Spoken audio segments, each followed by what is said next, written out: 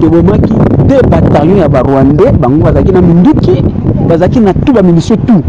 mais pour biso tozaki na ba flèche nini donc biloko ba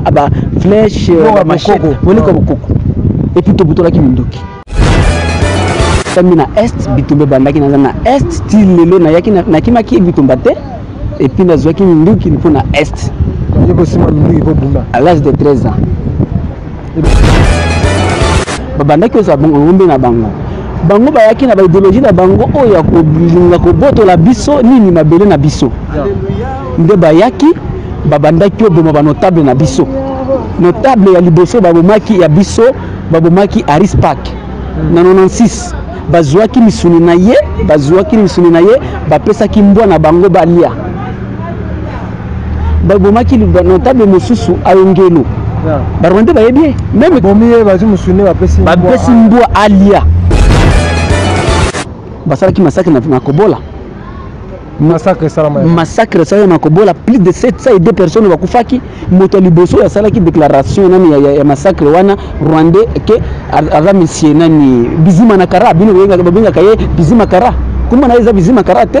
kuma na iza Bizima na Kara akayaki massacre wana comment bango moni kango bango bakotaki parce que Congo zaki agressé na 5 pays. Merci beaucoup chers amis fidèles téléspectateurs de la 3W-CongoFrance.com. Merci parce que vous êtes nombreux, toujours en train de nous suivre à travers le monde. C'est déjà votre émission Showtime avec votre âme serviteur Yannick Wenge. Cette émission, vous savez bien, une émission de divertissement, l'émission qui vous permet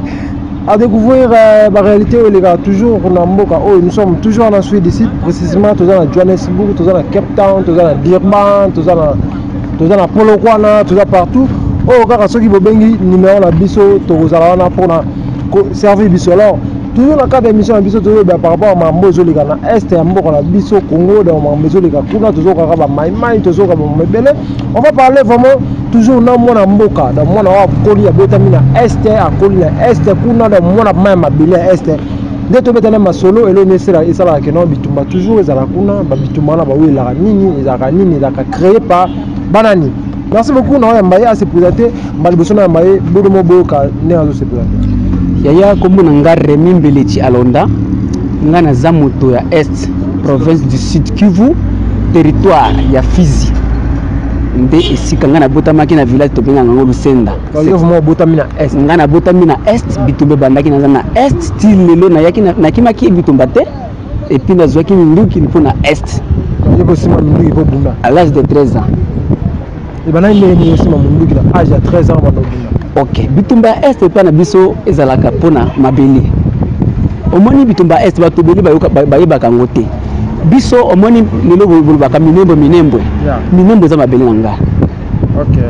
minembo yo botami ya minembo mabele na nga mabeli ya bakoko na ngai village natal na ngai minembo eza na kati ya secteur Lulenge na nani notable ya minembo kombo na ye ebengela minembo eza sous contrôle ya village to bengaka Ahacha na village wana minembo eza na 2 heures de temps marche Ahacha kwa milelo permettez-moi parce que na wandonoba na bakombo na biso ya Kibembe minembo ba Rwanda bayaki ne minembo histoire nyoso bango omoni bayebaka ke biso to baka histoire te histoire bakoko na biso apesa ka biso histoire to yebiki oyo aza étranger bayaki bani 70 tango bayaki na bangombe na bango bazolisa bangombe na bango tubona ki tubona nto bunda na bango biso premier biso bembe tuzaka na bangombe te biloko ya biso tuzaka ba peuple ba cultive ka babilanga na biso babandaki oza bangombe na bango bayaki na ba idéologie na bango oya ko bilinga ko botola biso nini mabele na biso nde bayaki babandaki oboma ba notable na biso notable ya liboso babomaki ya biso babomaki Aris Park na 96 bazwaki misuni na ye bapesaki mbwa na bango balia babomaki notable mosusu ayongelo barwande bayebi même bomiye bazi musuni bapesi mbwa alia ayongelo wana aza grand frère na ngai Aris Park aza oncle na ngai ozola na ngabia sikoyo tango bango babandaki biloko ya boyi bato bazoluka nini non sisi wana déjà moni guerre bandaki okota déjà bango bazalaki na mission na bango soki tobomi bato oyo tosala nini tokomema biloko nani mabele ya bato oyo bato alobaki te fo totelema biso bango ntango bayaki bazoyaki bato bandaki bitumba na bango donc bitumba biso tobundelaka mpona eloko mosusu tobandaka nano na mabele na biso bitumba obundaka mpona mabele na barwande balingaka babotola mabele na biso omoni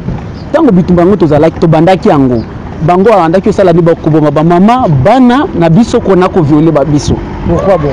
pour que bazwa biloko na biso omoni babandaki makanisa yango yaka nini soki tobomi babembe nyonso obe etini ya babembe nyonso kozala facile kozwa territoire ya Fizi ou mabele ya Minembo kozala facile tokata nini Minembo ezala territoire or que biso mabele na biso tolobaki déjà ata mokolo moko te bakokata yango te puisque tokotelema ti moto ya suka oyo okufa nde jour bakokata nini mabele na biso tango bango bayaki bitumba neti babandaki basala massacre neti le 31 décembre 1999 basalaki massacre na Makobola massacre ça na Makobola plus de 702 personnes bakufaki moto liboso ya salaki déclaration nani ya massacre wana rwandais ke aza monsieur nani Bizima Nakara bino benga kaye Bizima Kara kuma na iza Bizima Kara te kuma na iza Bizima Nakara Bizima akayaki massacre wana comment bango moni kango bango bakotaki parce que Congo zaki agressé na 5 pays Congo zaki agressé na Rwanda Congo zaki agressé na Burundi Congo zaki agressé na Uganda Congo zaki agressé na Tanzanie Congo zaki agressé na nini na Somalie militaire nous nazo bisayo na monaki bango na monaki bibembe na bango na monaki biloko na bango eza biloko akoyoka te eza biloko nga moko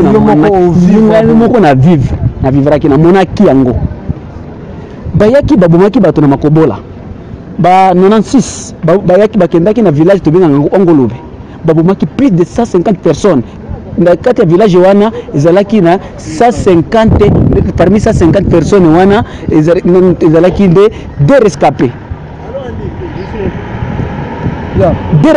parmi les deux rescapés wana eza nayebi mama moko oyo lelo na kobisa na place azali aza na quartier tobenga kango Mwandiga na Baraka komo na ndo teya bayirwande omaki makanisa ngo zaki soki tobomi bato tosilisi bato tozoma bele babumaki wana bakendaki le 30 juin jour d'indépendance le 30 juin 2000 na village obenga ka Lusenda Lulinda babomaki nde village ngana botamaki babomaki bato place wana nani massacre ya Lulinda tile soki okeyo kukuta monument ya biso abembe totongaki monument combien de personnes wana zaki plus de 300 quelques personnes bakufaki na place wana moto ami propre na papa na ngai papa ya Mungu akufaki jour wana bakangaki yeboy batumbaki na kati dans une maison en paille batumbi beau-frère na ngai nani yango bazwaki mwasi na ye na 5 enfants batumbaki bango omoni donc après bitumba wana biso pe tozalaki maimai ezali bandaki obunta baza autodéfense maimai baza wanani expliquez-nous bato tongo bayoka maimai le monde entier bayoka maimai wana bazaka banani ok une belle question bato bayebaka maimai te mais tobomaki 2 bataillons ya barwandais bango bazalaki na minduki bazalaki na tout bamunition tout mais biso tozalaki na baflèche nini donc biloko oyo baflèche bamachete boleka bokoko et puis tobutolaki minduki neti bitumba mosusu elekaki na nani na simbi neti bitumba mosusu eyo elekaki na nani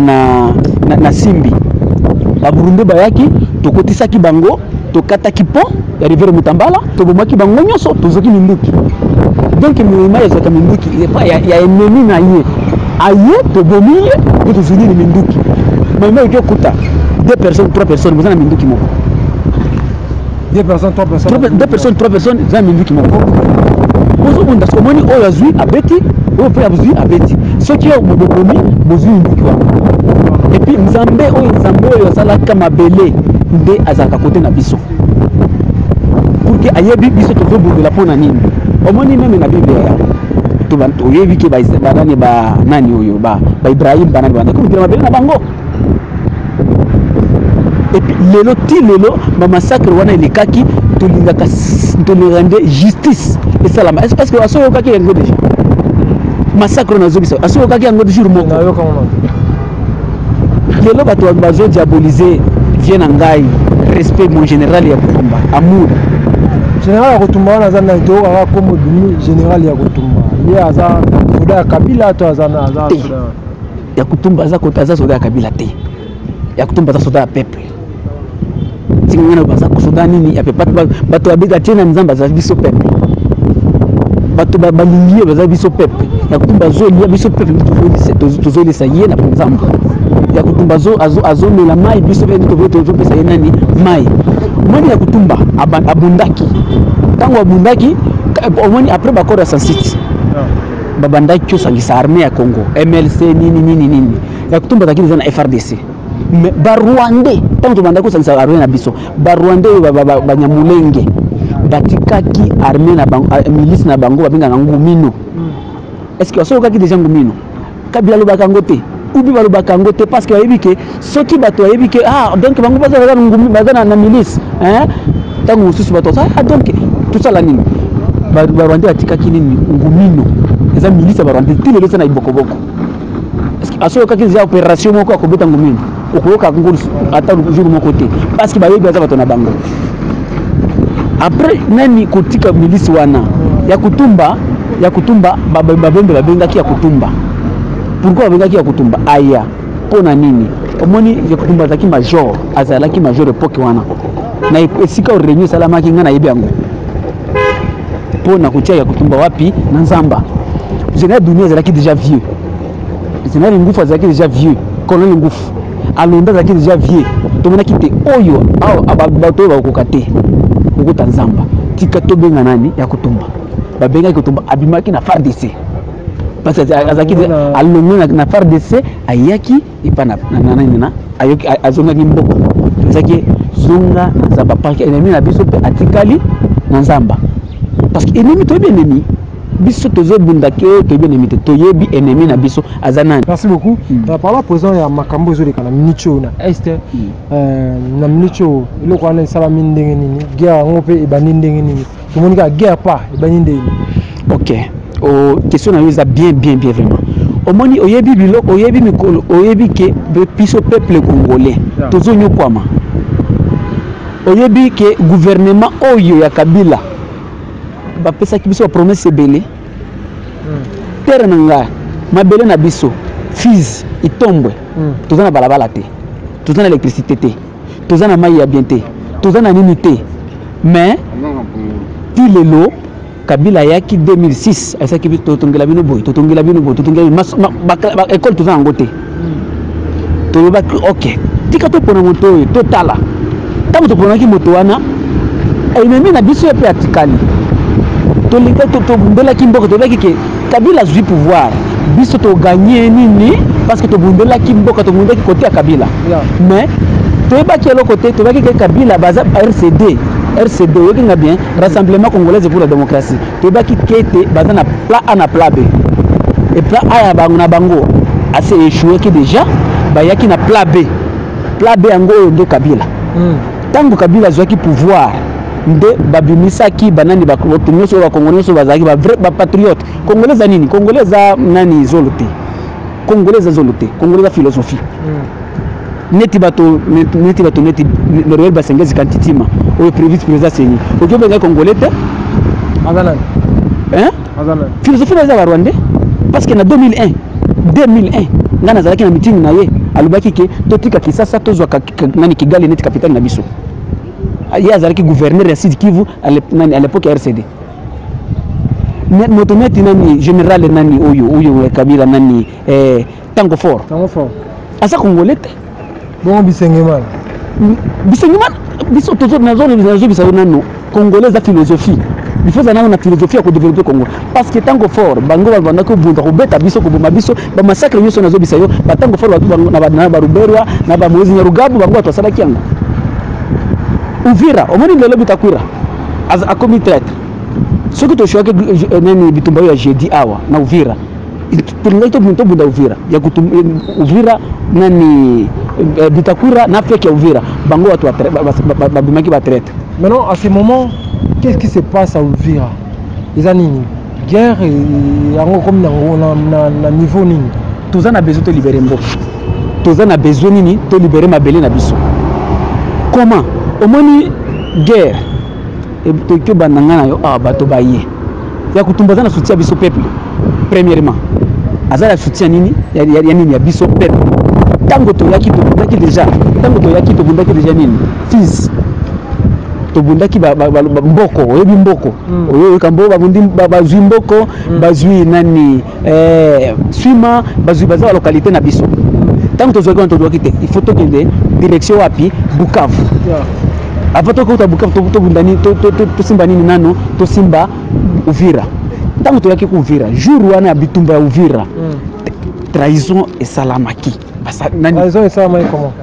Ok, trahison salamaki comme on est na kisasa lelo toza na rassemblement ou opposition tebi awa ndeba opposant toza na bato musu bazo lekana na bango bazo opposant mais bazo opposant te omoni jour wana ba maimai zanini baza moto na moto ya bundela kambuka na ye toza ba maimai ya babembe toza ba maimai masa se kota bango te so koti leki maimai ça se kota kate ceux qui au respecter kisi na yo parce que chaque kisi na condition na maimai baba nganga baba ta kisi to ba kisi wana za aide mais bitumbaza kisi te bitumbaza na motema na yo il faut ko banga te même si aza yana munition nini même si aza nani parce que biloko biso to monaki pour RCD baba naki kotisa ezalaki ba munition moko mais soki to banaki to zalaki na motema ya obunda to bangaki bango te et puis to bangaki to bundaki bango ti dans suka et puis quand to yaki ba Uvira awa ba maima Uvira wala ki corruption moto ya pesa ki bango mbongo wana atundaki mbongo azabita kura na feke ya Uvira po ba aider ya kutumba te parce que c'était prévu que ya kutumba aya fils ba maima Uvira pe ba kota pour que tozo Uvira port de Kalundu ezaki déjà assez na maboko na biso tubanda ko se diriger wapi na quartier to binga ngombe bien malaki esika ba bureau ya l'été zalaka nde Monisco ba yaki na hélicoptère 2 hélicoptères babanda ko beta biso pour tout bima omoni babanda ko besa bitu babanda ko beta biso maimai ebeta ki bango ata eloko moko to bazo oyo za na sozini to sa tozunga nana baye babanda ki hélicoptère moko ezaki na mabele mususu ezalaki na kati ya mai oyo kike awa ba RCD maki information ko taki babu maki nani dragira kufa kite ero dragira zali nazo sura na dragira ngai na sura na dragira o to mega dragira zana dragira yende force nani commandant ya marin ya biso. OK bazo yepo simba mundu ki yepo betara masasi baso na betite simba mundu ki na tani le ni sala ki yepo simba mundu ko banokuna omoni époque ya bitumba ba Rwanda bazaki ya ba lever bato na kati ya ndako ba yobuma et puis bazoki politique moko loko esalamaki na Uvira na Baraka pour que balingaki baboma mibali nyonso bilineti to yoka na Bible nani Herode asalaki bepaka nani ya Jésus bana boba mibali nyonso de jour to kimaki bato asovaki biso ataki ba maimai biso pe to kidaki na nzamba ozo ngambie de tout ça là qui nini to banda ki obundela mboka pona nini ba Rwanda bazaki na mission baya ba massacrer biso nyos massacre de génocide parce que ce qui est na lingina donc to za na mission to ethnie tel ethnie boy eza génocide mais eloko wana balobaka ngote. Merci beaucoup. On va vers la fin de cette émission par rapport à tous ceux qui sont en train de nous suivre à ce moment. On a évité message des années. Expliquer ba maimai o bazali expliquer ba o ba otala biso nicho ya kotumbazo kendeti wapi ala soutenir par qui bato bazo ya po to moni FARDC ça déjà nicho na Uvira baza contre bango ça dit FARDC baza basoba ya Kabila ko ya kotumba simaneza nini pe projet ya kotumba ezani projet ya kotumba eza pona ko libérer mboka na ye bato baso ya tina Kinshasa tina Kinshasa parce que Congo eza moko kaka Congo ezate aussi Kivu Congo eza nini moko Congo eza moto moko ya kutumba aza bato bazolo bakiaza na soutien ya pays étranger aza na soutien pays étranger te moto ya liboso mukolo mabele za peuple ya kutumbazana na soutien nani ya peuple. Au moins guerre wana isa que Kabila a raison pour la transition na ba élection pour na mboka biso to mboka démocratie ma ba guerre wana za sustain démocratie za wapia ya.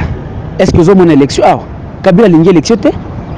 Au moins na monoko na biso za Canada je le baboy et le biboy. Ce qui moninga ennemi na yo abimi na machette yo bezo bima na machette. Au moins na kisa sabato nde bango bazo kufi. Ce qui abimi na bakaliko boye respecter la constitution Kabila zo boma bango. Au moins biso to le bité biso to kufa boité parce que Nzambe apesa ki biso makanisi na force to sala pona nini na to bundela pona mboka na biso. Et c'est pourquoi les lois kutumba abimi. Donc pour et le conviction to zo bunda et ça des choses. Toujours bundela la première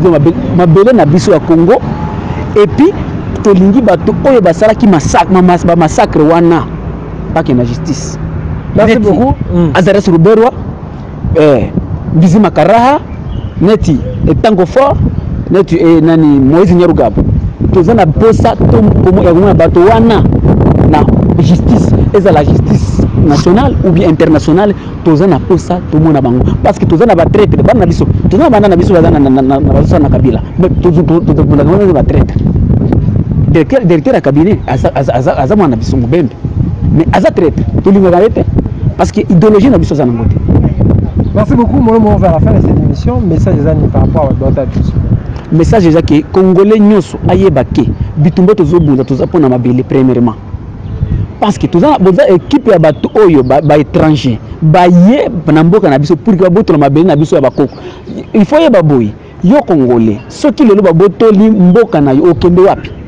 Oza na poto oza na wapi Congo eza nde mabele ya bakoko na yo. Il faut bisaka nyonso ozali il faut bunda pona Congo. Merci beaucoup. Numéro de téléphone numéro de téléphone nanga est plus 27 61 1 00 13 56. Merci beaucoup papa. Plus 27 61 1 00 13 56. Mbelechi. Merci beaucoup. Merci beaucoup Mbelechi. C'est la première fois. Toi, la émission, mais ce n'est pas la dernière fois. J'espère que Togo est toujours. La émission, nous sommes arrivés à la fin de cette émission. Merci beaucoup, les boss. José Nidikouma, merci beaucoup. La journée était à Las Vegas, patron 0044. Maman Nadine Malina, après Mamouti, Motonan Zambé, la race à Londres, Boutala. Émission, la mission, merci beaucoup. La poste Yanni, Bovis Production, la carte États-Unis, merci beaucoup. La IG, Dasali IG, la IG, la Razali, pour encadrement, toujours l'émission. Vous savez que tout il était derrière la caméra. Merci beaucoup. Dans la émission, la mission, ceux qui sont intéressés dans la politique, ils vont s'intéresser là, on n'a pas de choix. Tout faut que Marambo pour Mambo. Et quelque chose d'ici là, vraiment apporter sur www.congo-france.com avec l'espoir de vous retrouver au prochain numéro. Ciao.